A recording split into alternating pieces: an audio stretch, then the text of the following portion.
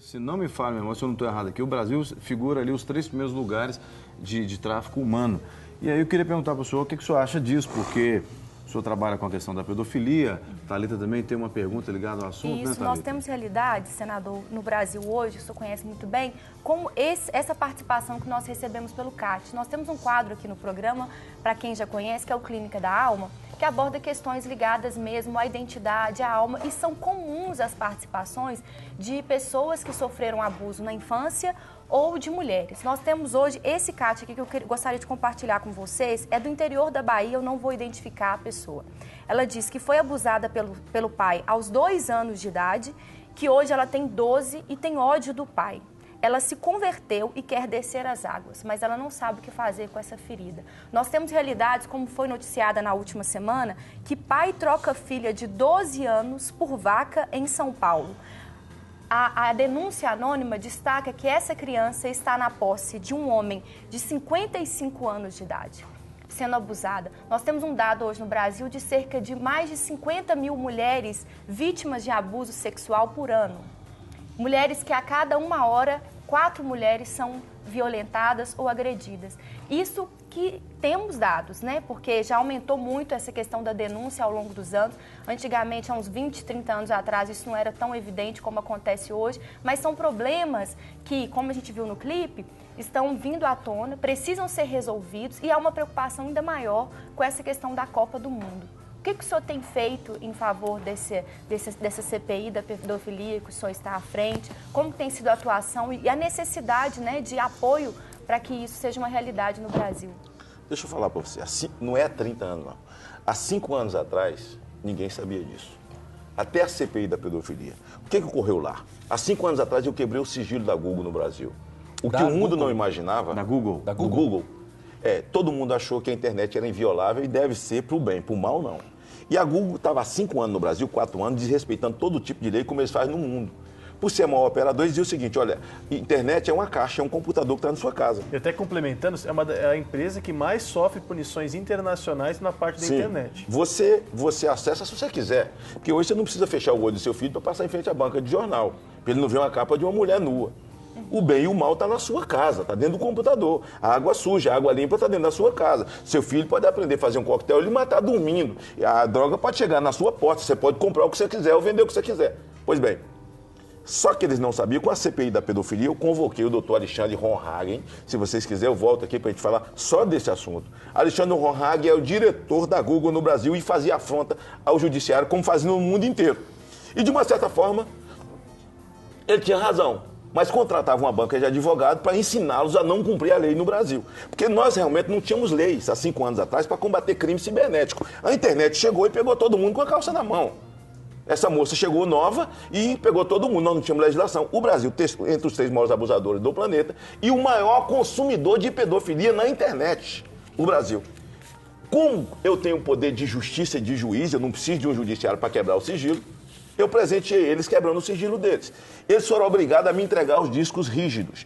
E eu montei uma estrutura no Senado com o Ministério Público, Polícia Federal, Ministério Público Federal, Estadual e técnicos de alta qualificação. Montamos uma estrutura para poder abrir os discos rígidos. Quando eu abri os discos rígidos, eu peguei o crime do mundo. Porque os internautas falam, o crime é transnacional. Nós quebramos o sigilo e eles tinham um problema conosco como tinha com a Índia. Índia, por problemas religiosos, sofria como o Brasil sofria. E eles não entregavam os pedófilos. E eu acabo descobrindo os pedófilos do mundo ali. Você está me falando de menina de 12 anos?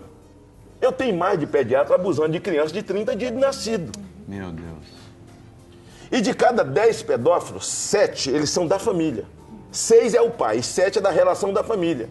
E de cada 10 pedófilos, 6 abusa não para ter prazer sexual. Ele abusa para devolver o sofrimento. Ele tem uma mutilação. Eu quero até dizer a essa mulher que está indo para as águas aí, você precisa vomitar seu monstro. Porque enquanto você não vomitar, você vai sofrer. Eu faço palestra no mundo inteiro. Quando eu termino de falar, faz uma fila de adulto que não é para nada. Eles querem me contar que foram abusados. Porque o bulinamento é abuso também. É abuso sexual. Hoje o advogado dizia o seguinte, seu juiz, mas o meu cliente não teve conjunção carnal. Como se o ato da conjunção carnal fosse o ato da pedofilia. Mas o sujeito que bulina uma criança, que toca o órgão genital da criança, que ensina a criança a tocar o órgão genital dele, porque o pedófilo, desculpe, tem gente que fala mais leve do que o pedófilo é um desgraçado. É uma sombra. E qualquer um é capaz de colocar a mão no fogo por ele. Deixa eu contar pra você, eu estava no Rio fazendo uma palestra numa faculdade, à tarde, e estava o Ministério Público, estava a polícia, todo mundo. E à noite o pastor, amigo, pediu para eu ir à igreja e falar para a igreja. Eu fui e falei na igreja, grande. O altar muito grande, cheio daqueles monte de pastor, cada um com a Bíblia maior do que a outra. Eu tenho um bom medo de ver esses caras com a Bíblia grande e tal. E tá ali do meu lado. Eu mandei. Quando eu termino, um pastorzão de voz grossa e tal, paletó de linho, desses que amassa todo e tal, branco e tal. Falou, eu queria falar com o irmão. Falei, boa. Vamos falar lá embaixo que eu tô com o joelho arrebentado, irmão, tá doendo e tal. Não, quero falar aqui. Eu falei, vamos falar lá embaixo. Não, quero falar com o irmão aqui, eu quero falar, é segredo. Então diga, fala rapidinho aí. Não, isso que o senhor falou aí, esse problema, eu tenho esse problema também e tal. Eu sofro muito, eu peço perdão a Deus todo dia. Eu falei assim, é mesmo? O senhor tem esse problema? É, mas ó, é uma coisa assim, eu abusei das minhas filhas e tudo. Quando eu falei, o senhor é o quê aqui? Não, eu sou pastor, irmão. É mesmo? O que o senhor faz aqui? Não, eu ajudo a tomar conta do departamento de criança. Olha só como é que é. O senhor já abusou? Não, irmão, não abusei, não. Mas eu falo para o irmão, eu já abusei de um neto meu. E aqui na igreja, eu só toquei em algumas crianças que a gente tem essa fraqueza, depois eu choro, peço perdão e tal. Eu falei assim, vamos lá para o senhor contar para o pastor, presidente? Não, estou falando para o irmão em confissão. Eu falei, confissão? Confissão? Eu te chamei para você confessar alguma coisa para mim? Aqui para você. Você acabou de falar para a torcida do Flamengo, rapaz. Você está preso, velho. Encostei ele na parede. Chama a polícia, sai daí com ele algemado. Aí você me pergunta, eu estou discutindo e vou discutir com o país. Nós precisamos fazer uma mini constituinte para reformar o judiciário, porque nós precisamos reformar as leis para o judiciário operar. Nós precisamos de prisão perpétua para pedófilo no Brasil. Se existe crime hediondo, esse é ele. Abuso é a mãe do crime hediondo. É violência moral, violência emocional. Então você pega um pai de família dos bons. Quem convive com a igreja, convive com gente, por exemplo, como nós convivemos ou não, aí você tem uma pessoa tão bacana na igreja, sorridente, fala assim, mas ela é estranha, que de repente fecha a cara, some, desaparece e tal. Fulano está aqui conversando, daí a pouco fica mudo e tal. É um médico que passa um e-mail para mim e fala, eu sou crente desde a infância, eu não fumo, mas eu vou operar, sou cirurgião plástico, começa a minha mão tremer, eu tenho que sair, e eu fumo um cigarro e volto. Eu vou confessar para o senhor, porque eu fui abusado pelo meu tio na minha infância. Então você tem aquela mãe que é maravilhosa, uma mulher maravilhosa, o marido adora, eles não conseguem ter vida sexual, porque ela se trava todinha e ela nunca contou, ninguém sabe. É por isso que criança abusada sinaliza, ela começa a sinalizar e você precisa ler os sinais. Quando eu converso com a mãe de Joana Maranhão, a nadadora do Flamengo, que é nadador aqui no Minas, inclusive aquela lei, o 240 do Estatuto da Criança e do Adolescente, que quando eu consegui mudar depois de 18 anos, eu sou o autor daquela lei, o nome é Joana Maranhão, da lei. Porque o que dizia a lei? Criança sofreu um abuso. O Ministério Público precisa, é uma ação civil privada, da autorização dos pais para denunciar o bandido. Se os pais não concedessem, a criança tinha 6 meses depois que fizesse 18 anos. Virou adulto, tem 6 meses, certo? 6 meses para denunciar. Ora, ninguém sabia dessa lei. Joana Maranhão denunciou com 19. Quando ela denunciou, sofreu 3 processos, certo? De danos morais.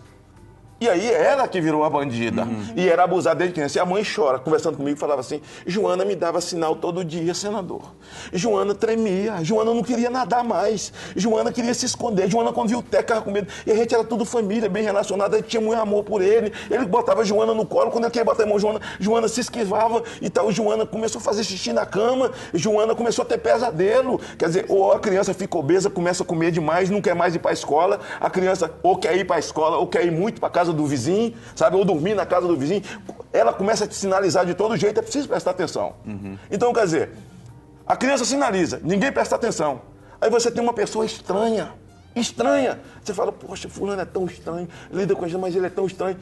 Pode apertar o santo dele, que alguma coisa aconteceu. Olha, tem gente que nunca teve uma conjunção carnal, o sujeito não conseguiu tocar, mas botou no colo aqui, começou a passar a mão aquele tio, pegou no elástico da calcinha, Abusou botou a mão por trás. Sim, amigo, é. isso vai ficar. Então é um monstro, como é o nome dessa mulher que falou lá da Bahia?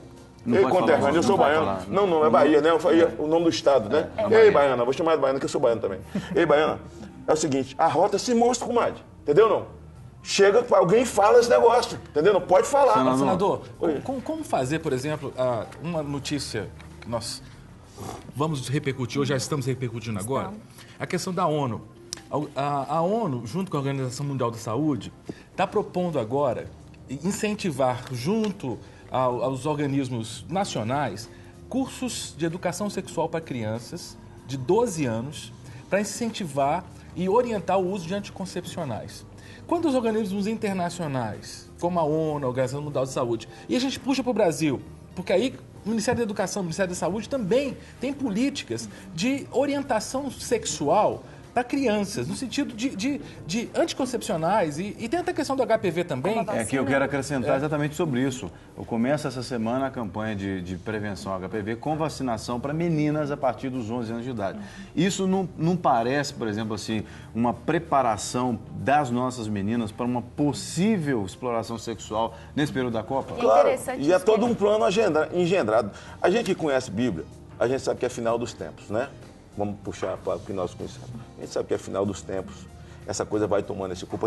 A gente vê como o troço está armadinho, né? Como o troço, ele vem vindo, criando volume. Não porque discutiu com a sociedade civil, porque o conselho reuniu. Que conselho é esse? Esse conselho só é composto por esse tipo de gente que pensa dessa forma. Agora, o nosso papel enquanto estamos no mundo, porque o céu não chegou ainda para nós aqui, é fazer a reação. E eu garanto ao Brasil que a reação terá.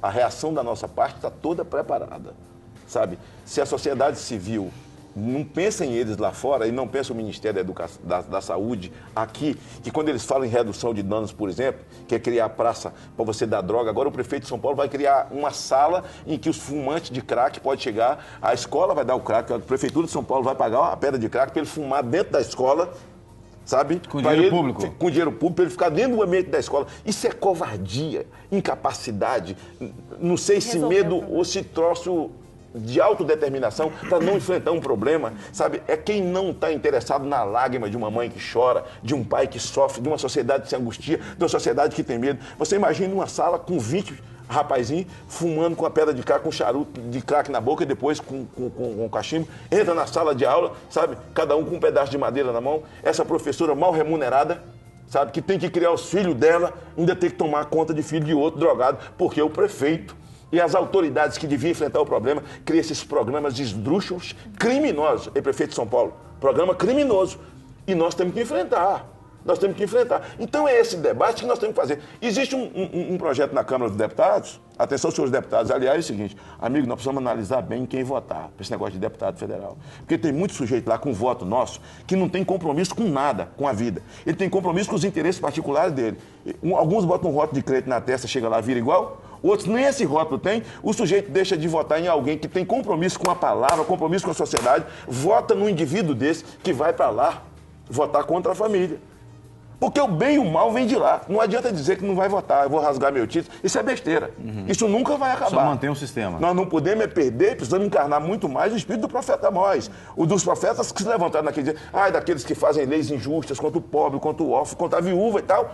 E levantar a nossa voz. Porque ele já falava isso lá atrás. O troço continua acontecendo hoje aqui. Então a gente precisa saber que caminho a gente tem que tomar. Aí depois fica correndo atrás, mandando e-mail. Cadê os nossos deputados? Cadê a bancada cristã? A bancada não sei o que não enfrenta isso e tal. Então, mas tu mandou para lá outro cara.